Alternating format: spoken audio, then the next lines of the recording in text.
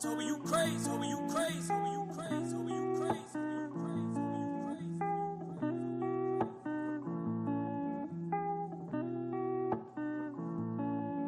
Bougiewild, Bougiewild, Bougiewild, Bougiewild, Bougiewild, Bougiewild, Bougiewild, Bougiewild. I said the universe gave it to me. I said the universe gave it to me. Bougiewild, Bougiewild, Bougiewild, Bougiewild, Bougiewild, Bougiewild, Bougiewild, Bougiewild. I said the universe gave it to me. I said the universe gave it to me. Bougiewild can't be boxed. I'm free to be me. I'm living life, creating legacy. I'm living my dream. They call me extra. They say I'm doing too much. I'm just bougie wild. Cause I'm classy with some style. Bougie wild, bougie wild, bougie wild, bougie wild, bougie wild, bougie wild, bougie wild, bougie wild. I said the universe gave it to me. I said the universe gave it to me. Bougie wild, bougie wild, bougie wild, bougie wild, bougie wild, bougie wild, bougie wild, bougie wild. I said the universe gave it to me. I said the universe gave it to me. I'm rocking my own label.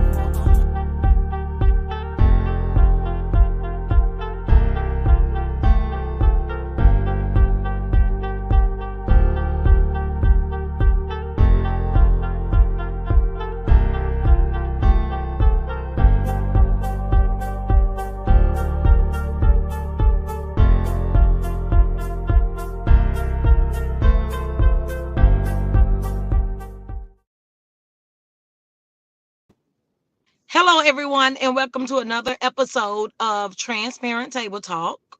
I am your host, Bougiewild. You guys, tonight's episode is a little different. We're going to do this from the car. As all of you all are aware, I am a very transparent person. And so let's get this show started. Transparent Table Talk is a platform where people are willing to speak about their personal life from a humble, transparent, and a vulnerable place. The purpose of this show is to bring awareness to topics society does not discuss that have people suffering in silence due to shame or blame. The vision is to create a place for people to have conversations without fear of judgment. The purpose is to have conversations that I wish someone would have had with me. And the goal is to inspire and empower people to make a choice to live a happy life. Because we all need to heal from this hurt world. And what we're doing is showing people that we all go through the same things and that we have a choice to be reborn and live in the spirit. Let's introduce tonight's guest, Nellah MX. Currently, she is a psychologist, coach, and an author. Some time ago, she was in a dark place. She was a dancer in a gentleman's club and lived a life full of drugs, alcohol, toxic relationships, and superficially. She wrote a book, A Stripper from Japan through Switzerland, into the deepest secrets of her soul that exposes the entertainment industry, shows mental and emotional trauma strippers and sex workers experience, and most importantly, how to get out. People in the industry don't have any voice. And most of the time, they are blamed for what happened to them because they entered the business voluntarily. You guys, let's welcome Nellah to Transparent Table Talk. Oh, thank you so much for this beautiful introduction, and thank you for having me. This is amazing experience for me. Thank you. Thank you so much for being a guest. The title of our episodes are chosen by the guests. I don't know anything about my guests until the day of. And let me just applaud you for making a decision to speak out on this topic. Transparent Table Talk is a platform where we discuss topics. And today, I love your title, Blame and Shame of Strippers and Sex Workers. Nellah, what brought you to Transparent Table Talk? Yeah, so it's exactly what the title says, because as you said, I was a stripper. And I got out of it years ago. But I know what these girls and also men experience, in the field, and I know how it is hard to get out, and I know how they feel isolated. And I see every day young women going into this industry, and it is always simply presented as a cool job to make money, cool way to make a lot of money. And I think this is completely incorrect, because this money are not worth it. So like this is the main thing to help the future generation to explain what it really entails, because nobody really tells you what you will be doing, once you enter this industry. There is no like job description, you know and Mm-hmm. and if there is, it's very shady. How it goes. Things can be changed, tweaked in different ways. And that's what happened to me.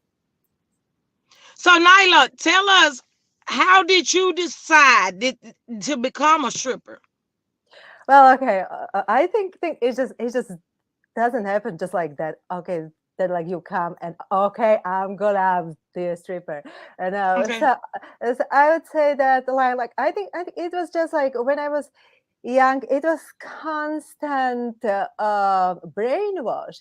Even of young girls. Sexualization of their bodies. Mm-hmm. And it is still going on. Yeah, young girls want to be sexy, and like look at the clothes, and like men were just always giving me compliments about how I looked, about certain parts of my body, and I went to a really reputable modeling agency, and like they asked me if I would do naked pictures, for Mm-hmm. example. So like Right. so it was just going on and on, and then I met a friend, and she worked as a dancer, and she was like, "Oh, just come with me, why Mm-hmm. not? Let's have some fun." Yeah, so we went, yeah, and that's how it started basically. So I got you. I wanna show that like anyone can fall into this, because many times people think that it is dysfunctional family or some kind of mental health issues. And no, no, most of the time it's just really a friend, or even family member who introduces you into this business. So pretty much you're saying the influence of, friends, just like peer pressure that we experience, you ended up, being pressured and just influenced that this is a life that is so much fun. You mentioned in your introduction that it's not all what it appears to be this fun.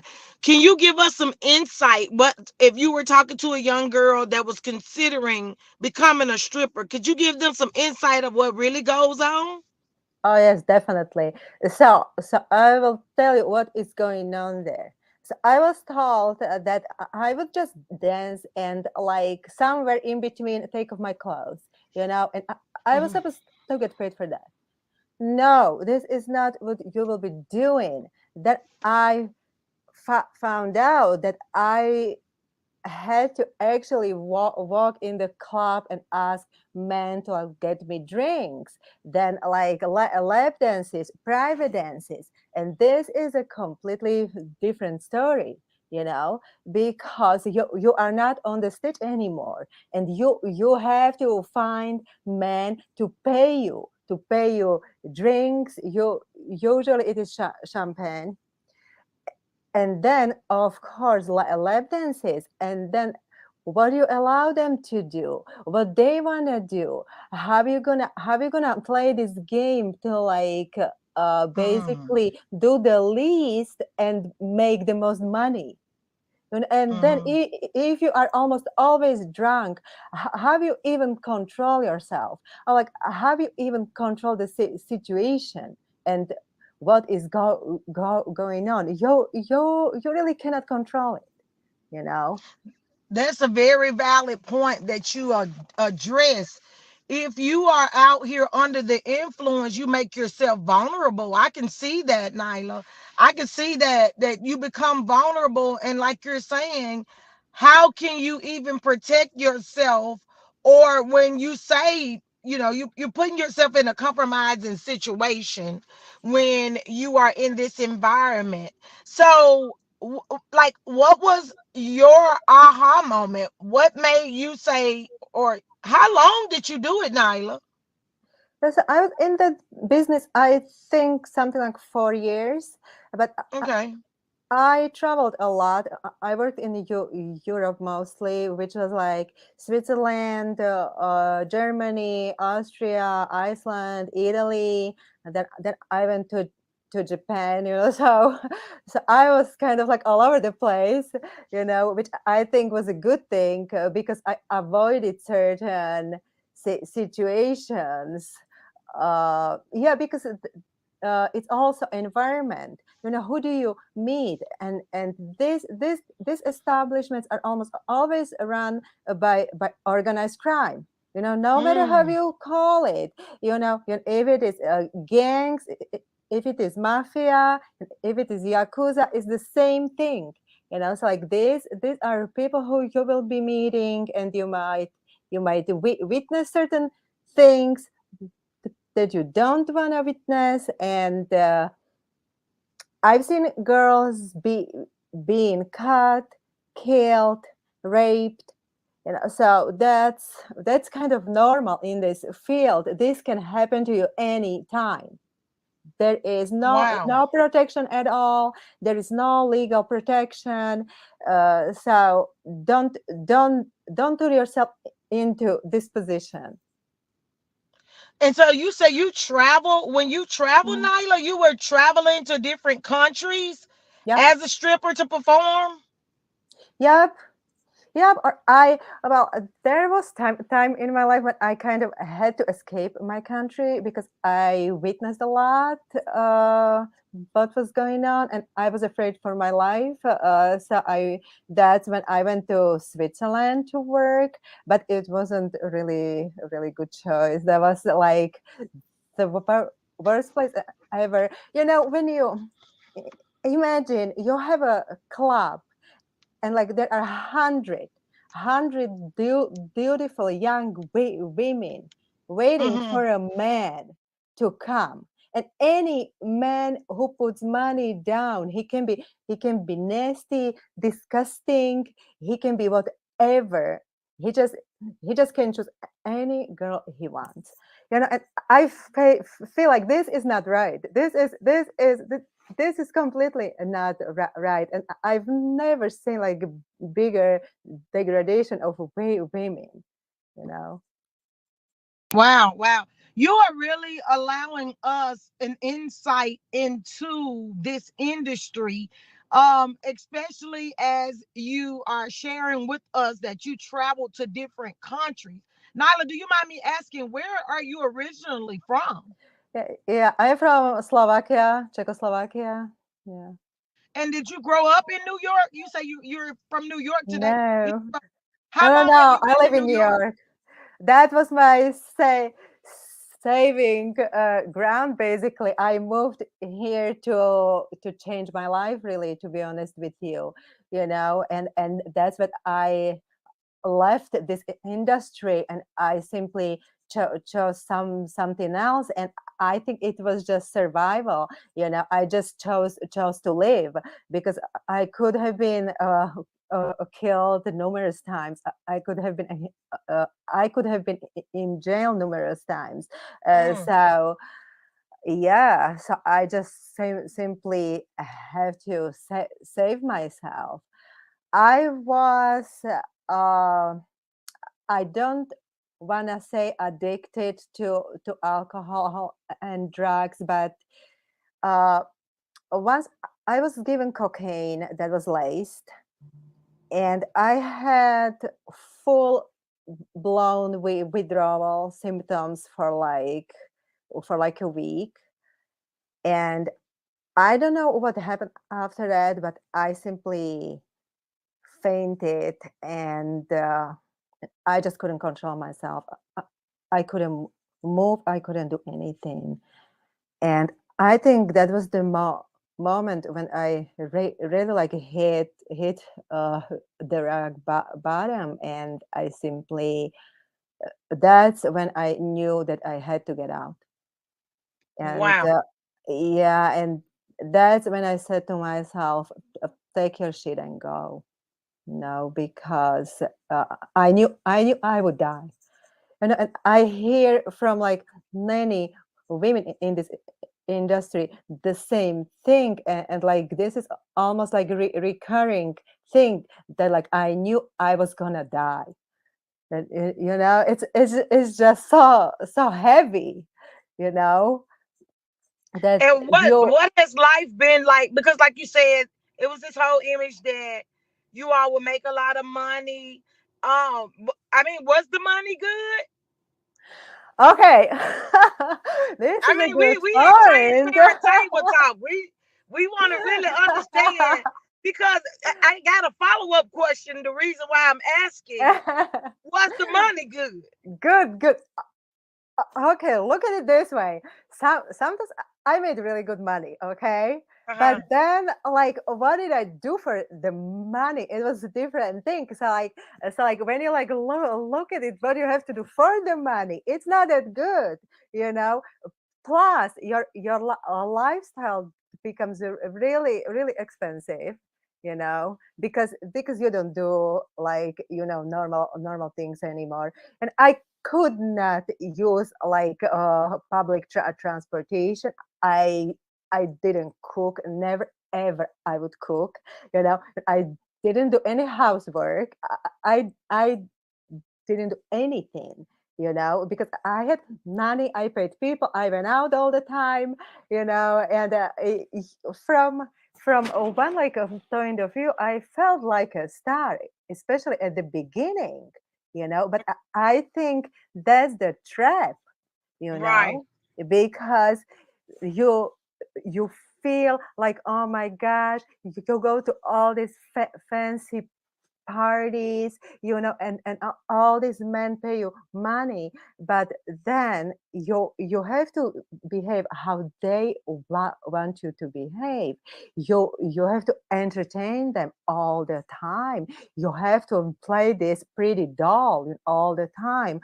Plus, uh, you don't know what like men want. Sometimes they want really some edgy stuff, and if you don't do it, you don't know what's gonna happen to you, you know. So as I would say, like if you take numbers, okay, I made good money, but then when I think about it, uh, I make better money now.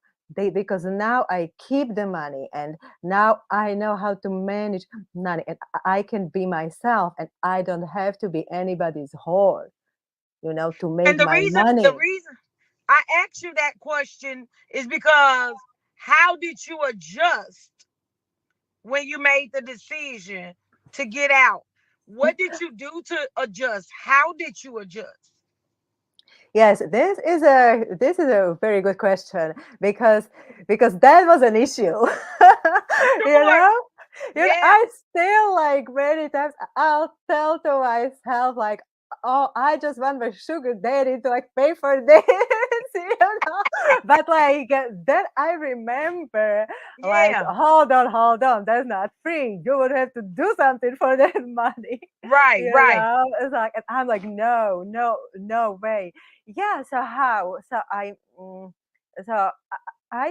think this experience with like drugs, and like the industry, and all this like man after man touching me, all these games, I think I just remember that, so like badly it affected me so much, that I needed to get out. So then, yeah, how do you change? So I knew I would have to cut some of my expenses, which I really didn't like, but I did it. And when you are in this business, you don't see any other way how to make money. Mm-hmm. You know, Mm-hmm. you Yeah. are you are there. That's your job. That's how you make money. Like it was really really hard to see what else I can do to make money.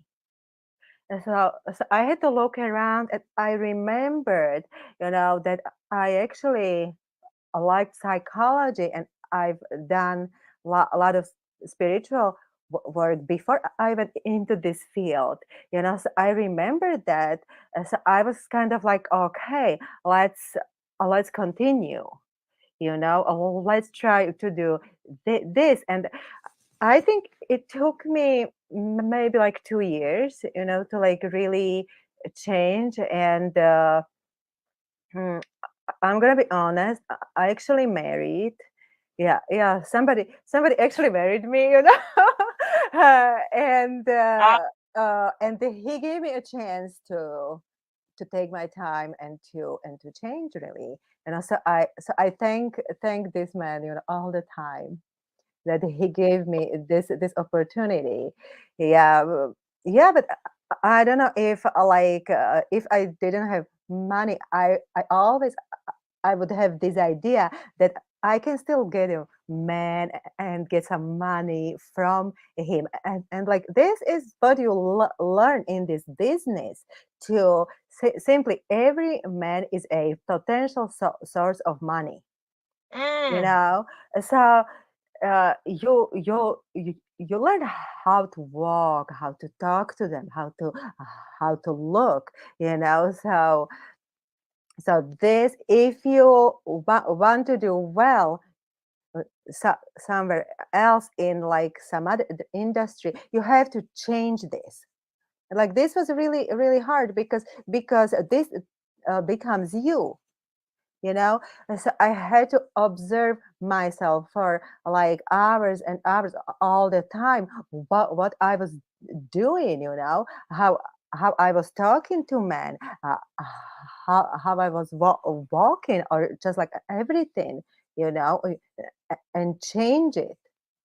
Yeah, because these behaviors are not adaptive in other environments, you know. Wow, this is an amazing story, and I am so grateful that you decided to become a guest on Transparent Table Talk to share this with us, because there are a lot of young girls out there that I'm sure are thinking about it. There are a lot of young girls out there that are currently in it and don't know how to get out and don't understand that there is life. There is someone that would marry them. Like these are things that you are sharing that I'm sure will help the viewers when they watch this episode. Um, so if you could have a conversation with the young lady or that version of yourself when you were young, Nyla, what would that conversation be? Well, I would just, tell them honestly, what is this industry about? You will be simply entertaining men 24/7. You will be set up to meet men outside of work, and to be honest, completely sexual favors are just expected. That's expected, and like if you don't do that, then like you might be out of business. That then alcohol, drugs, and you will just destroy yourself. You don't have to do this to make money. You don't. There are so many other ways how you can make money, and even more money, you know yeah. You know, and like you said, because women, we are sexualized. I mean, that is something that is exploited in America. And then now, with social media And with all of the surgery that women are doing to look a certain way, to have a certain image, to carry themselves a certain way, for you to come on Transparent Table Talk and share that, hey, I went through this. I went through being exploited with my body. But what I realized is I could use my mind to make money, because you've gone back to school and become a psychologist, correct? Yes, yes, that's correct. That's Also, correct. Yes. also, this is an awesome story that you're sharing with us. And I'm sure this testimony, you being open and transparent and speaking from a vulnerable place about this topic, is going to help someone that is going. I just, if sorry, if I can say something, it's also celebrities.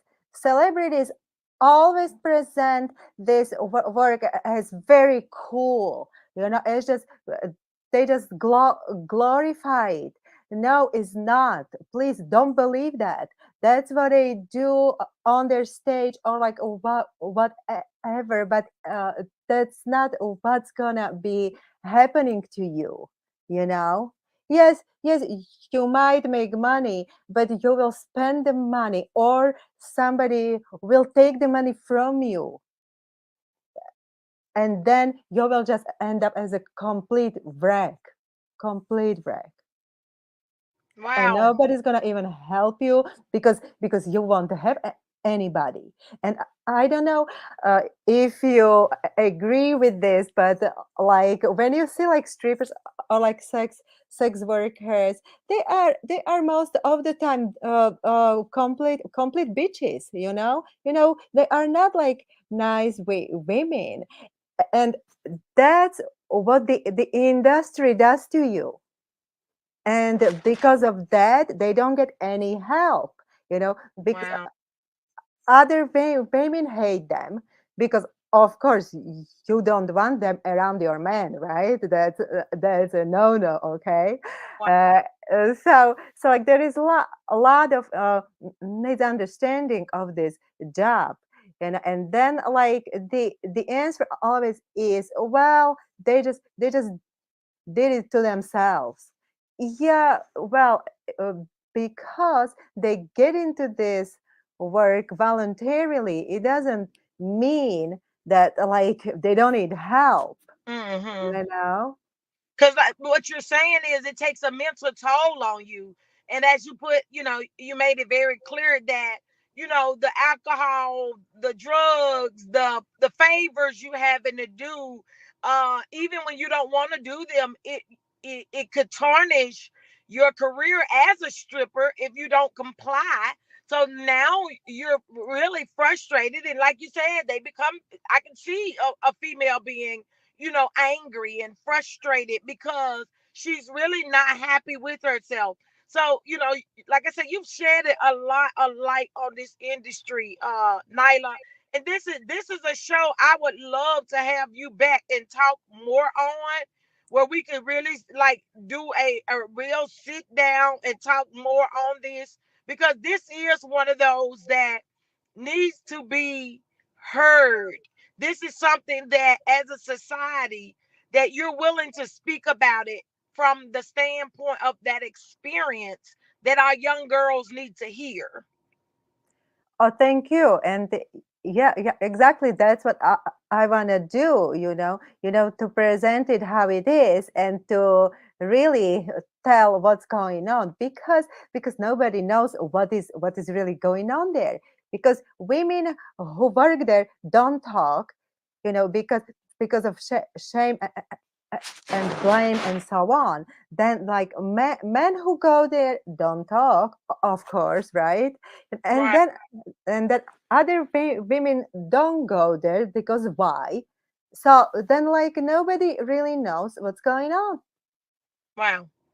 Well, I want to thank you again for coming on, and I'll be inboxing you because I would like to bring you back on again. This is something that we need to constantly bring awareness to. This is something, I mean, like you said, just the influence, just the mindset that a person go through, what they experience once they get in, they feel trapped because I can see. becoming addicted to the money, becoming addicted to the lifestyle, and then you become a victim of it, because even though you want to get out, you just don't know how to take the first step. So this is something that Transparent Table Talk would like to speak more on, and I just want to thank you so much for coming on Transparent Table Talk and being my guest today, Nyla. No, thank you for having me. And you completely got it. Thank you so much. Yes. Yes. Awesome, And I'm awesome. so happy to be here. Thank you very Thank much. and follow Bougiewild, because I'm bringing on people from all over the world. Like, it's amazing the response I received, which let me know that this was a much needed podcast. And like I said, Transparent Table Talk's purpose is to bring awareness, because we refuse to let any shame or any blame to steal our joy. We have made a choice on Transparent Table Talk to live good, feel good, do good, know good, because all that is God is good. Thank you again. Yes. Yes. Very Bye good. bye.